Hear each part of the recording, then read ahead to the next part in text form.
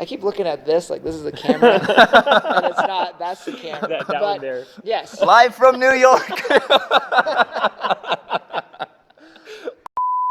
All right, so I am here with Nathan and Maddie Offenkamp. This may have been a bad choice for Probably. interviewees, but we'll see how this goes. It'll be good. But right now I want to talk with them because they are PKs or pastors' kids. They grew up as pastors' kids, and sometimes when we look at pastors' kids, there's almost this stereotype or this stigma where pastors' kids don't exactly turn out well, where you might think that because their parents are serving the Lord and they're in ministry, that a lot of times pastors' kids don't end up continuing to serve the Lord throughout their life.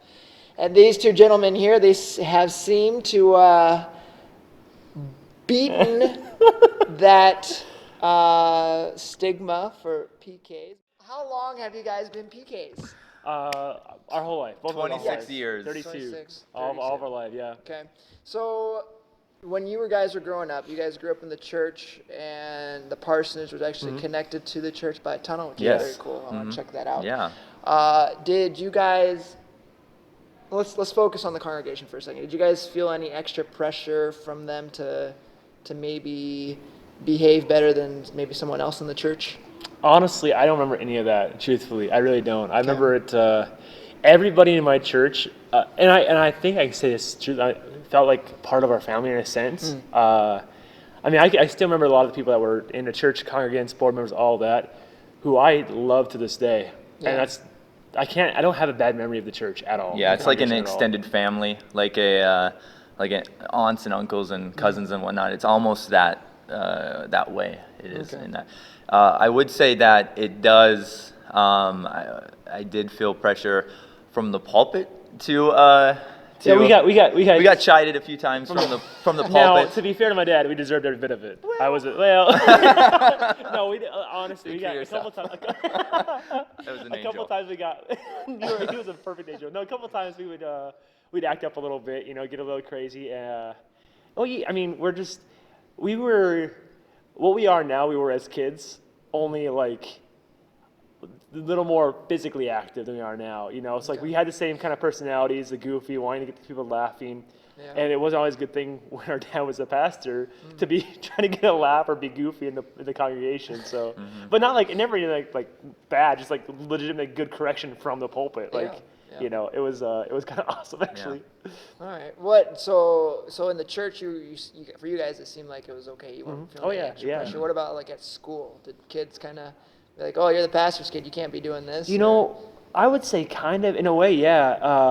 And I don't know if it was because of the pastor's kids or we were clearly Christian kids. In elementary, I had the nickname Churchy Boy, which, hindsight, it's a good nickname. It's very specific. Honestly, my stripped of nearly all metaphor. There's no metaphor. No, but I would get from my friends in high school and elementary, I get called Churchy Boy. Yeah. And I think at the time it's kind of meant as like a little bit of a dig, but also like hindsight is like, well, that's what I am. That's literally what I am. I'm a church boy. I've been in my church my whole life. Yeah. So a little bit, and people knew. I remember one time.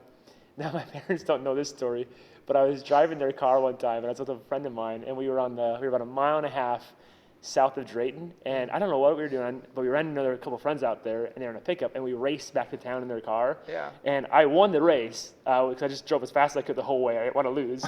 We got into town, and there was one of the girls in the other car was like on her cell phone, like, you won't believe it. We literally just raced a pastor's kid and lost. It was kind of awesome. Like, loser. There was a stigma of like pastors' kids don't do fun things. Yeah. So in a way, I think. Did you ever feel that way? Well, the thing that I think about is that like people.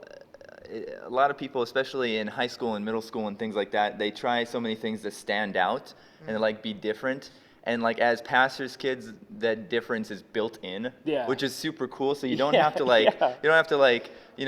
get a shtick or act different and be a different version of yourself, because that version of yourself is already something different, which is cool. I think. You're absolutely right. It was, people knew us as pastors' kids because that's what we were, and so we just were. You know, like. Okay. Yeah. I mean, I think we both were class clowns to a point. Yeah. But that's what we had that. But like another thing too is we're the third and fourth. Like our older brother and sister both Yeah, in the same they high have school. everything different the same. stories, I They would have a think. little different story, but we were the Especially third. maybe Lucas. Yeah, Lucas being the first of the four of us to go through all Yeah. the things we went through. But we never like that. Our thing was we were pastors' kids, and I never ever felt a negativity about that at all. Never once I felt like, oh man, I'm a pastor's kid, I can't do this. I never felt that really at all. Okay. I don't believe in high school especially, really. Okay. So I know that your dad, he grew up a farmer, and he even still does, like, he does some driving and stuff from some farmers. What if your life were to be exactly the same except that your dad was a farmer instead of a pastor, would your lives look any different? Almost certainly. I think so. I think almost certainly. Yeah. I think the church was such a huge influence on who we were. I mean, because honestly, a lot like the experience of being a pastor's kid for us shaped who we were. Now we weren't expected to be involved in ministry as pastor's kids. Like they didn't force us. They didn't like make us. Like we just loved church growing up. I mean, I think I can speak for myself. I can't speak for you, but I'm 50-50 on church. I'm just kidding. 90, 10. 99, 10. No, Yeah. no, but I always felt like I wanted to be a part of it. Like I remember we talked about as pastors and youth pastors. I was a youth pastor for 6 years, and like we all youth pastors joke about like setting up and tearing down tables. I did that as a kid, and I never felt like it was a problem. I was like, I've been showing off trying to lift tables since I was like 3, basically. So it just was natural. I think I know I'd be different if my dad wasn't a preacher. Yeah. I really agree. do. I agree. Not because they would be different parents, just because it's different circumstance. Did you guys ever feel restricted from doing some stuff because of your PKs? Honestly, I felt maybe I would say not just PK, just as a Christian. Okay. Like I wasn't gonna. There's certain things I just wasn't gonna do because I was a Christian, not because of PK. I was a Christian first and a PK second, even though like we always talk about with students that they live by their parents' faith to a certain point till they're a certain age, and there was some of that ingrained in us too, of course. Yeah. But I always felt like, for the most part, like my faith is mine. My parents like kind of raised us to be Christians, and so I didn't do things because I was a Christian, not because I was a PK. Like it didn't. I don't think that influenced me in my decision making as much as it would just being a Christian. I think. Yeah. I mean, I don't know. Okay. Yeah. So, because you two, right now you guys are choosing 2 different career paths. Maddie, you're for ministry, and then you're more in the secular world doing videos and everything, which, you want to throw out a little link to your YouTube channel? Check me out, youtube.com/NatesMovies. Subscribe. I'm trying to reach 1,000. I'm currently at 470. So help me out. Room for growth. Yeah. So my 34 subscribers will add that many. Perfect. There you go. Fantastic. I'll hit that 500 mark. There you Thanks. go. Yeah. Do you guys think, though, that has there been a positive or maybe a negative influence, maybe like a positive, since you're going into ministry, maybe not so much as a positive for you, since like having seeing that experience from your dad, so you kind of get an idea. Okay, this is what the hours are like, or things you might be doing. I mean, I've felt like my entire life I was born and raised a pastor and to be in ministry. I never thought there's never a point where I was like, I mean, other than the points where every pastor feels like I want to go flip burgers somewhere and not do this ever again. I think every pastor feels that at one point or another. Yeah. But I never ever felt anything other than being a pastor, and it wasn't based on. I mean, of course, when your hero is a pastor, like my dad is he's my hero. Like so to. You see your hero, you want to emulate him. But like, I just always felt called to be a pastor and a minister. And I think, were you shaped by, like, did you not be a pastor because of that, or did you? Yeah. That was mainly, I'm just not a huge fan.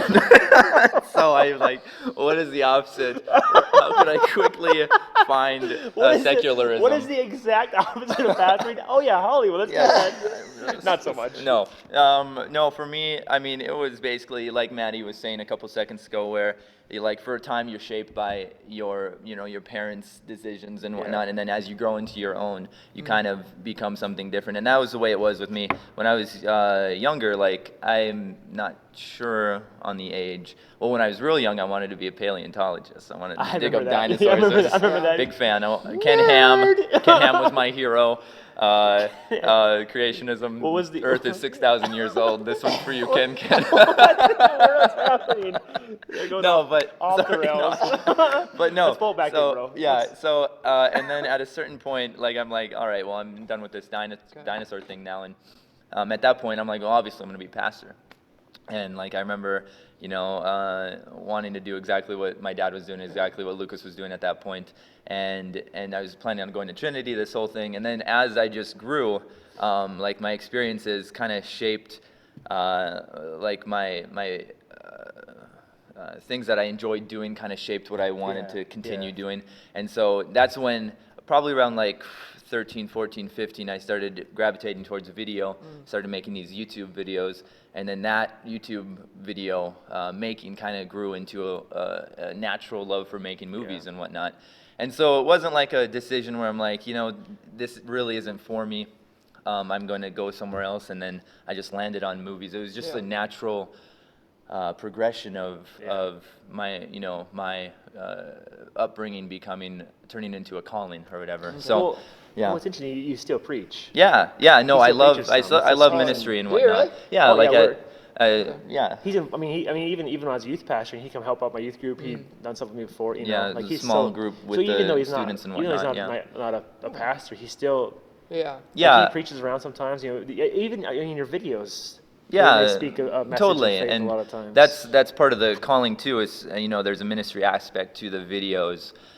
And don't you have a blog that you do? Yeah, a blog as well, and so yeah, it's natesmovies.com, right? natesmovies.com, and then you blog. can scroll down and find the blog there. But yeah, there's sometimes when I'm like at a place like this, or at like camp or something like that, the speaker will say, well, let's just get a read on the room. How many ministers are in the room? And I'll just throw up my hand, just because what I'm doing, I consider a ministry. Now I'm not a pastor, I'm not certified or things like that, but I consider it a ministry. So just playfully, I'll throw up my hand too. But no, I see what I do as a ministry of sorts.